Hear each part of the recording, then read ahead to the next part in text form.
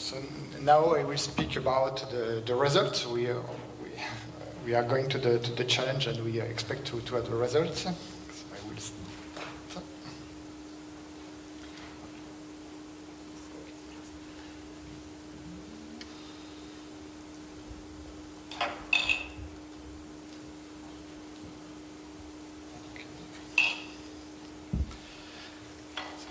So my talk is now about the result of the challenge, of course. We expect all of that.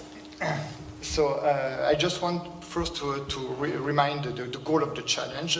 So there is several minds. So for the developer, it's to try to create a sort of platform to exchange, to boost the innovation in terms of algorithm, and so also to identify the community, because the people do not know the other developer. And also it's to force to have to encourage people to have good practice in terms of software design, typically open source, usability, user interface, and so on.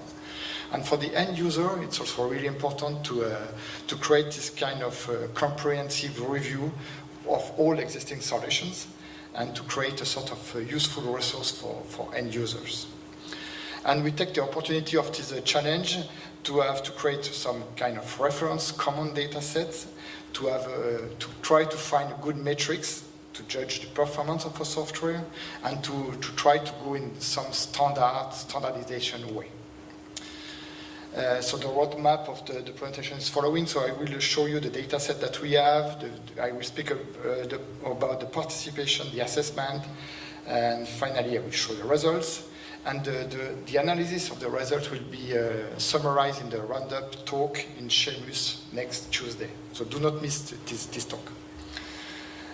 So the data set. So as Seamus said, we have two kinds of structure. We have microtubule and endoplasmic reticulum. It's all simulation. So we know the ground truth, of course. So we simulate the data in 4 modalities. 2D, astigmatism, double helix, and biplane. You have the 2 plane. In biplane, you have 2 planes, of course. Okay, the 2D focus planes. So as far as I know, it's maybe the first time that we simulate the same structure in different modalities.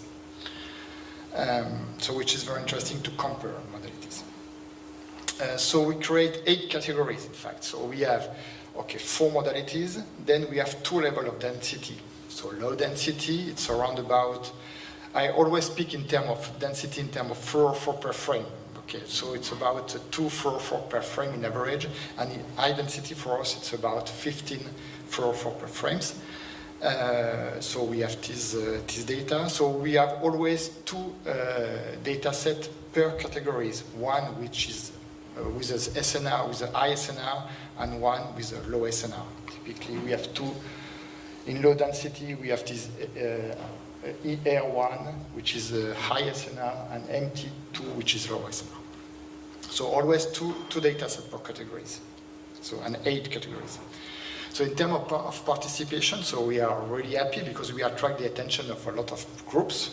I think now we have, in end of July, we have 31 software, but we have few in the pipeline.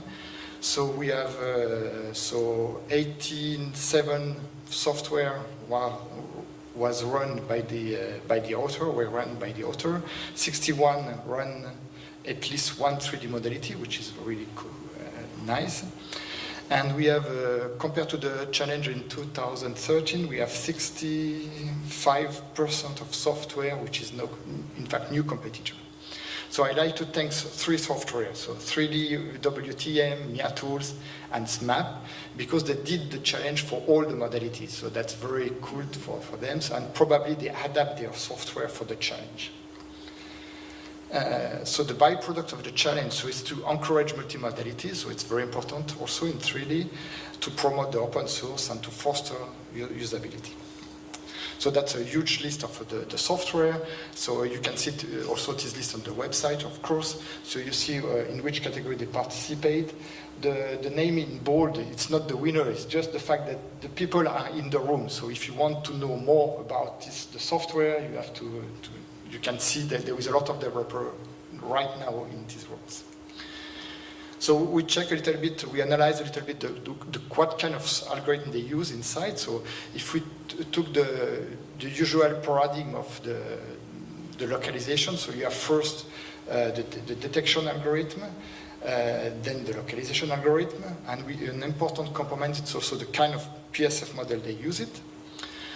So in terms of detection, very often people use it still a threshold or threshold plus filtering. That's the most common detection algorithm that people use it. In terms of PSF model, okay, there is a lot of people that use Gaussian or Gaussian-like models. And in terms of localization, so there is this more various approach. But one which is very popular is this MLE, maximum likelihood, or least square approach. Okay, so in terms of assessments now, so we took, so it's a huge work. So we collect all the localization file of the participants. So I think there is more than 300, probably yes, a lot of more than 300 localization file. We have the localization file, and we have also the calibration file, the fact that we calibrate for the 3D on some bits that we provide to the participants. So the first task for us is to standardize these files, because they do not have the same format. And typically, a classical one is the shift of the origin. There is several conventions to define the origin. So is it in half of the first pixel, or is it in the top corner of the first pixel? There is different convention, and we have to try to align all these data. So it's a huge task again. So we had also some controlled files. So we had the ground truth. We expect a very good result for the ground truth if we compare to ground truth. We had also a software which is called baseline, and we'll speak a little bit later, and also the random. So we generate random localization, and we expect to have very bad results. So finally, we have this huge machinery. We run around all this file, and we have more than 100 metrics. And we produce a lot of tables, plots, images, graphs, and so on. So that's we opened a few days ago on the web, so it's very useful for the developer. And we also open for the user, such a way that the user can know the performance of the software based on these metrics. This table is now used for making a ranking, because it's a challenge. At the end, we have to rank the software, but it will be used later on for analysis, for a deep analysis. So that's more interesting in terms of science. What kind of performance the software can achieve. So I just recorded my screen here yesterday to show you what kind of result we have on the web. So we have a leaderboard here, and we can present the software. Typically, we can order by the Jacquard index. Here, the ground truth GT obtained 100%, so it's obvious. And the best one is now SMFit here. We can also present the result software by software, modality by modality, so it's a lot again. And we produce all these numbers, so we have the classical one, which is the SNR, FRC, Jacquard index, so on. We have also a comparison based on the molecule-wise, because all of the rest is frame-wise. And we produce images. We compare also the ground truth and the result of the software. And we have also these nice side-by-side graphs. So there we have 2 columns and two software. And typically we can show all these graphs, all these images. So there I just extract one example of which is very interesting for the participants, I expect. So we have a systematic assessment of the performance. So we can compare the software to other software, but we can compare also to ground truth. So it's, as I say, a useful source of information for the developer. So here I compare software 1 and software 2. In green you have the ground truth, and it's the fluorophore counts per photon number. So typically, if there is a low level of photon number, the software cannot detect anything, and if there is high number of photon number, the software is close to the ground truth, which is really expected. And here we see that this software is very far from the ground truth typically, okay, for the same modalities. So now in terms of ranking, so we select some important metrics, and we have always, we cannot use all the metrics because a lot of correlate between them, in fact. So we select few metrics. So we use this efficiency. So the efficiency, it's a comparison between the JACA and the precision, the root mean square, the RMSE. So we have now, because we are in 3D, we have the RMSE, the lateral RMSE, and the axial RMSE for the 3D modalities.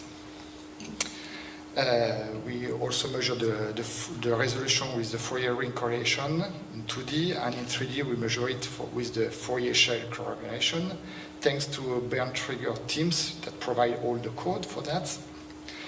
And okay, we would like also to know what kind of range, what kind of Z range is good for a software. So is a software has a good performance in which kind of range? So that's we call the consolidated Z range. So we measure the maximum recall, it's called M, and we multiply by the full width half maximum. So that gives an indication of how good is a software in a range around the focus plane. So I just illustrate a few things. So here a dot is a software, a color is the modalities, and in left you have the low density, so the JACA index here and the root mean square in lateral. So we see that a very good software can achieve 85% in JACA index and with a resolution of 25 nano. With a RMSE of 25 nanometer. So in high density, of course, JACA